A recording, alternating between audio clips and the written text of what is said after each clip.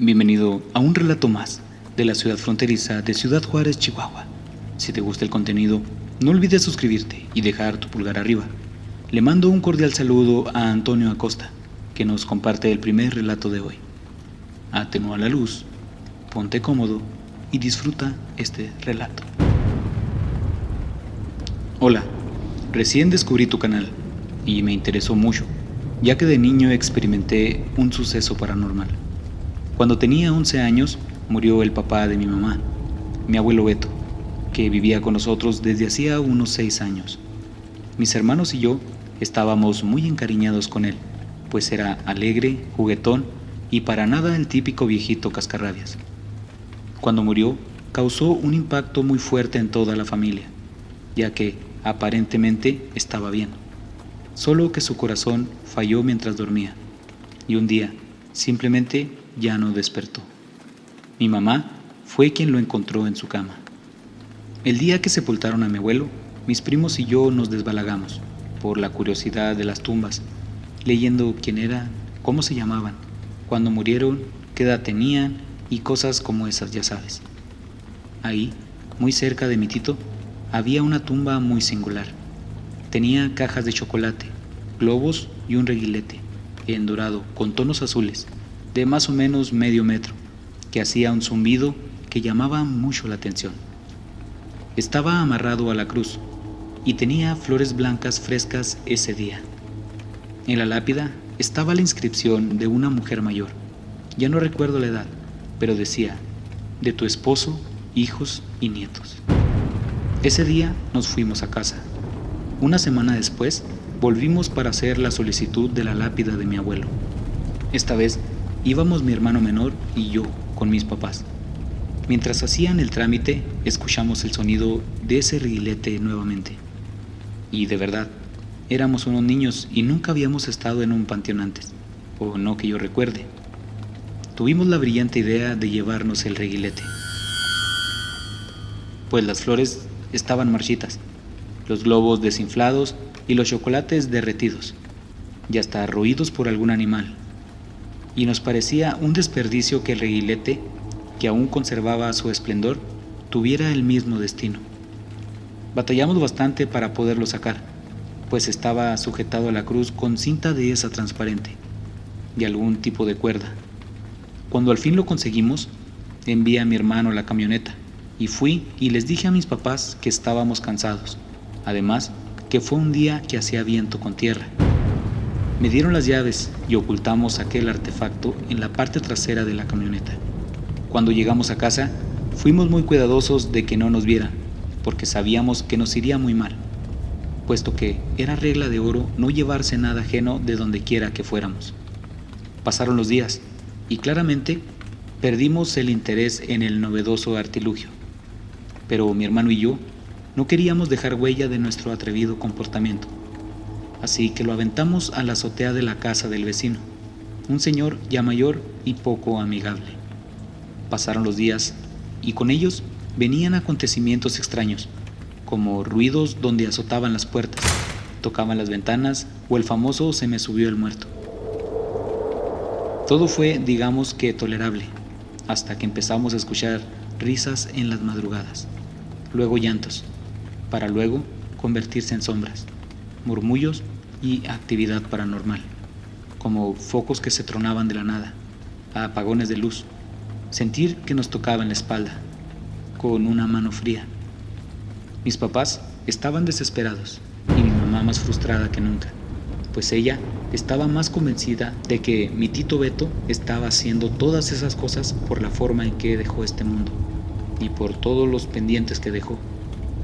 Diario rezaba. Siempre le encendía veladoras, pedía misas en su memoria e infinidad de cosas. Habían pasado 8 meses de lo de mi abuelo y mis papás ya no sabían qué hacer. Hasta que un día en televisión vieron a una vidente que leía cartas y ayudaba con ese tipo de cosas. Ellos, con la desesperación, la contactaron y solicitaron una cita.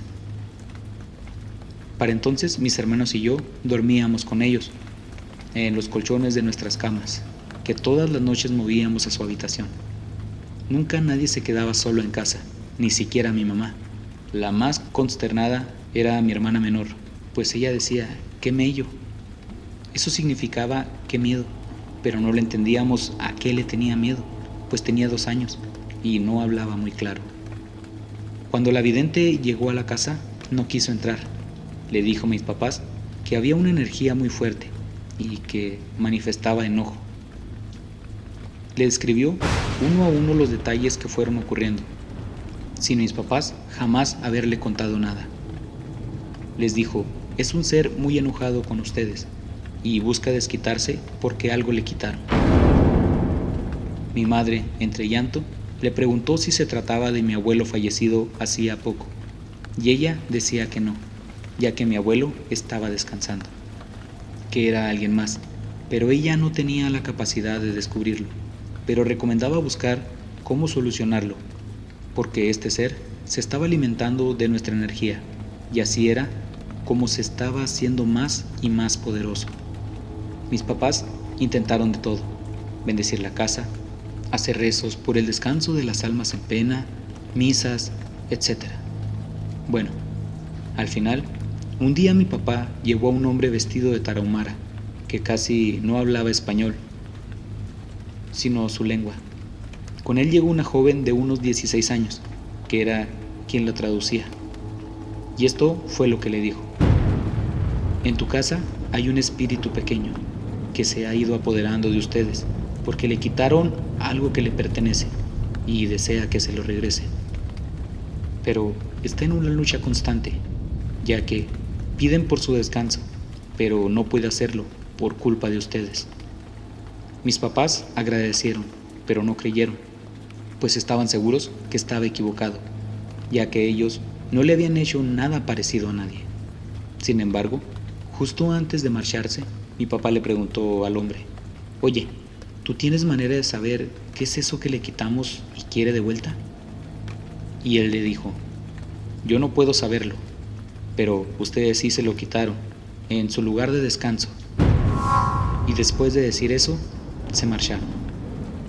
Ese día, en la noche, vinieron unos tíos de visita. Y ese fue el tema. Cuando mi papá comentó aquello que dijo el hombre antes de irse, la esposa de mi tío refirió, o sea, del panteón. Mis papás quedaron boquiabiertos, pues jamás se les había pasado por la mente semejante idea. Nosotros que estábamos presentes, pero sin ser incluidos, nos quedamos sorprendidos, pues mi hermano y yo sabíamos perfectamente de qué hablaban. Así que, en cuanto se fueron mis tíos, les conté la verdad de aquella acción tan vergonzosa que habíamos tenido. Mi mamá se enojó, lloró, me regañó, se volvió a enojar y volvió a llorar. Me preguntó qué hice con el objeto y le dije la verdad. Al siguiente día se asomaron a la azotea del vecino y obviamente ya no estaba. Ya había pasado casi un año. El siguiente domingo fuimos al panteón y visitamos la tumba de la señora que, según yo, estaba enojada. Vaya sorpresa, al ver una lápida de una niña de 8 años que había fallecido apenas 3 días antes que mi abuelo. Realmente, a quien habíamos despojado fue una niña. Mis papás con trabajo consiguieron un reguilete muy similar, que le llevamos al recinto. Mi hermano y yo nos disculpamos, rezamos y mi mamá ofreció un rosario en su eterno descanso.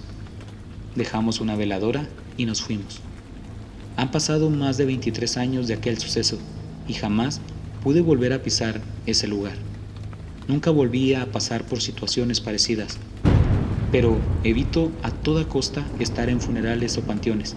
Incluso es un tema al que mi familia nos cuesta hablar aún a la fecha. Gracias por leer mi historia y ojalá puedas relatarla en tu canal. ¿Crees que puedes aprovecharte de la gente que ya no está? Pues te equivocas. Algunas personas, cuando ya no están entre nosotros, aún pueden seguirnos de una o de otra forma. Tener cuidado con lo que hacemos y a quién se lo hacemos es vital para convivir los que estamos vivos y los que no. Y este relato nos deja una lección que debemos respetar incluso las personas que ya están descansando.